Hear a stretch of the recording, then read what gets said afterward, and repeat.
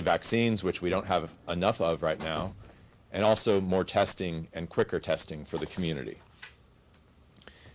School starts next week.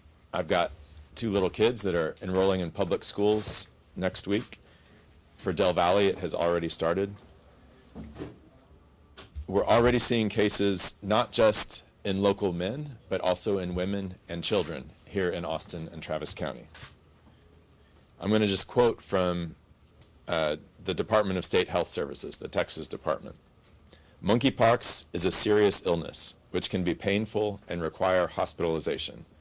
In recent years, the case fatality rate has been 3 to 6%, and the number of deaths from monkeypox disease has been higher in young children. This is a problem for everyone in our community, and we need to take it seriously. With limited supplies of vaccine resources, we're calling on our state and our federal partners to help us get more vaccines in Austin and Travis County. We need the federal government to increase the amount of vaccine available, and we need the Texas state government to speed up the process when we request more vaccine locally. We're ready to distribute vaccines. Austin Public Health and other clinics are ready with the infrastructure. We just need access to more vaccines. We also want the public to be aware of the risks and urge everyone to take the necessary precautions, as will be described by Dr. Walkes. With colleges, universities, schools, and festivals happening soon, happening this fall, it's imperative for everyone to know the symptoms of monkeypox and to do our part to slow the spread. Most importantly, if you believe you have been exposed or are showing symptoms, as Dr. Walkes will describe, make sure to call your health provider or Austin Public Health. And with that, Dr. Walkes, I'll turn it over to our health authority. Thank you all very much. Thank you, Judge Brown. Good morning, everyone. Hello, my name is Dr. Desmar Walkes. I'm the health authority for Austin Travis County, and we are currently responding to monkeypox and its spread in our community. The symptoms of monkeypox are fever, chills, headache, achiness, and there can be the development of those things prior to the development of a rash that looks like pox, big pimples, or you can develop that rash first without those symptoms that I've just described. This particular virus has 2 forms, and the Central African form and the West African form, and the one that we're seeing here in our community is the West African form, which is not causing a severe disease. But for those who develop it or develop this rash in areas where there's particularly sensitive tissue, it can cause a lot of pain. Today we have 68 probable and confirmed cases in our county. We started with our first case on June the 23rd. This particular virus is spread by close, direct skin-to-skin contact with someone who has the rash or has symptoms of the fever, chills, etc. And when somebody develops symptoms, they are infectious. They are not recovered until all of the skin's clear of scabs and there's a fresh layer of skin. The infection is spread by the touching of the skin that has the scabs, the fluid from those lesions, and from close contact with someone and their spread of that virus in their respiratory secretions. So masking is important. We have been vaccinating our community since our receipt of vaccines. We've been working with providers in the community to vaccinate individuals who've been exposed, and we've been treating people who are eligible for treatment who required the treatment particularly to alleviate pain, and those resources are becoming more and more scarce as we have spread of the disease in our community. So we come to you today to declare this as an emergency, as has been done by the federal government, to ask the community, as our resources become more tapped, to do what we know we can do as a community to stop the spread within our community. And that is wash hands, avoid direct skin-to-skin contact by covering your skin when you can. For those who are sick or have a rash, stay home and isolate until you recover. And for those who are in a situation where they're looking at sending children back to school, and for those who are going back to university, we provide the guidance to take measures to protect yourself in that way as well. We have made requests to the state for vaccine and for medications, and we've received some of those, both of those things up to date as of today. However, because the disease is spreading in our community, we've come to a place where those things are running out. And so we really do need our community to stand with us, as they have in many times before, and protect yourselves so that you can enjoy the festivals that are coming to our community, and so that you can continue to work and take care of your families. If you become ill, you will have to isolate at home until you recover. And that's going to be a financial drain on you and your family. So we're asking that you take those measures that we're talking about here today, so that we can get through this and bring an end to the spread of the disease in our community. And with that, I'm going to turn it over to Mayor Adler.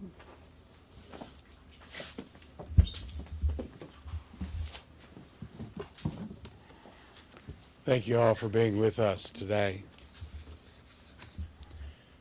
We're going to be issuing emergency orders today, primarily for the purpose of making sure that our community knows that this is a serious situation that we should all be aware of. We're trying to increase that awareness. That's the primary reason, to make sure that the urgency is noted and communicated.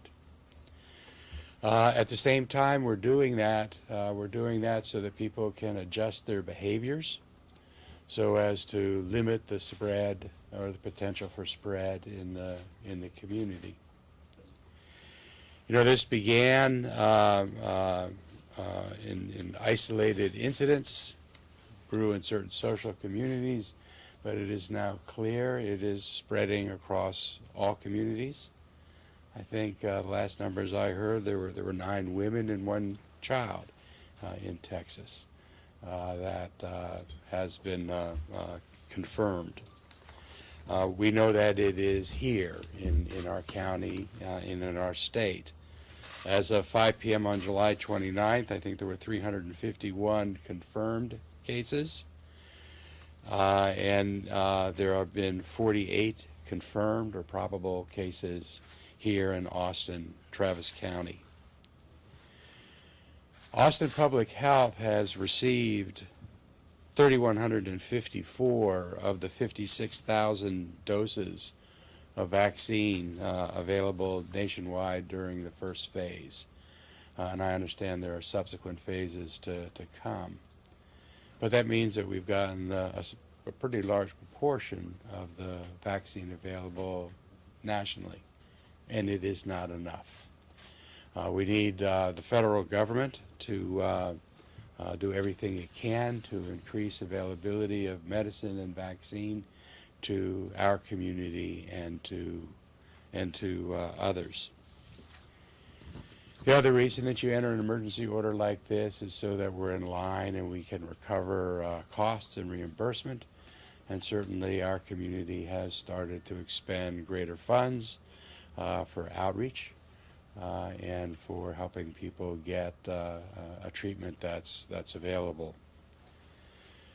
But I think the most important message coming out of the press conference today is for everyone to know that this is a disease that does not pass absent symptoms.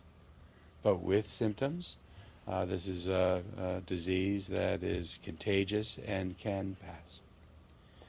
One of the risks associated with this illness are things like having multiple sexual partners, and people should seek to limit conduct that might make them more vulnerable in this moment.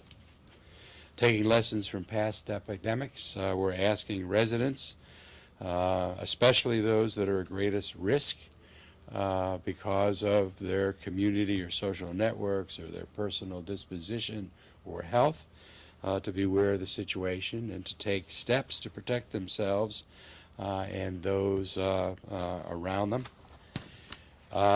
We're doing everything we can. Austin Public Health is doing everything that it can. But as we go back to school, as we move further into the festival season, as a community, we just need to be aware, and we need to take precautions as best we can. If you have symptoms, you need to isolate and act in a way that protects folks around you. You know, this is yet another time, and we've seen too many of them here over the last several years, where our community needs to pull together. But this is a community that has demonstrated a remarkable ability to do that and to take care of one another. And today's press conference is just to primarily to raise awareness that this is something that we need to do yet again. So, does anybody have any questions they want to direct? Question, what exactly will this declaration do other than kind of create awareness? And you said you're hoping to get more vaccines available and resources for testing, but what will it actively do here in Austin? I think that the orders that are entered here as a logistical matter are intended to raise awareness. That's the primary reason. There's nothing in the orders themselves that order any specific conduct or rules. So it raises awareness. It demonstrates to the community the seriousness of the moment. As a practical matter, assuming that funding and reimbursement is eventually available for this disaster, as with past ones, it's important for us to have a declaration so that we're best able to get that reimbursement. And why was now the time to put this declaration in place? As we're Which running out of our resources. Sure. As we're running out of vaccine and medications, we want to engage our community and ask them to help us stem the tide of spread of the disease and allow us the time to retool and refuel, as it were, and get what we need to treat people and to vaccinate people who are exposed to the virus. Can you clarify the numbers? You said 68, Mayor, you said 48 cases locally in Travis County. There are actually 68 cases. There would be more recent information. And there are 9 women in the state of Texas to date and 2 children in the state of Texas.